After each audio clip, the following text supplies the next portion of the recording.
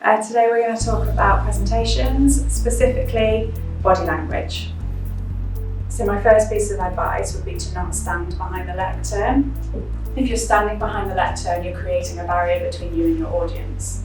When I'm doing lectures, what I want to do, sometimes I might start off there, but I would come out and make myself open and accessible to the audience.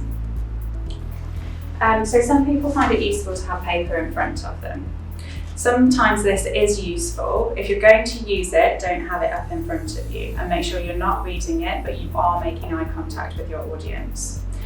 Make sure if you have large sheets of paper like this, you hold them down low and just keep glancing at them.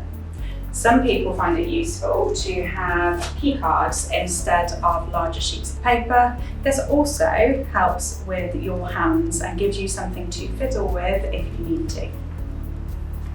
Having a key card in your hand can also help you with hand movements. You don't want your hand movements or gestures to be too wide and too exaggerated. What you want is for it to feel natural. Think about your posture when you're talking. Think about your audience and what you're presenting.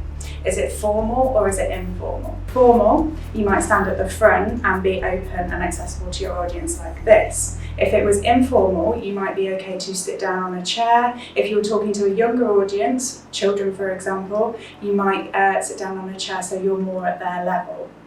I would suggest practicing in the mirror beforehand or recording yourself beforehand because all of your body movements are subconscious. You need to be a little bit more aware of what you're doing to be able to change it. If you are recording yourself, it may be beneficial for you to get feedback from your peers on your body language. If you want to see more videos on presentations, click on the video links below.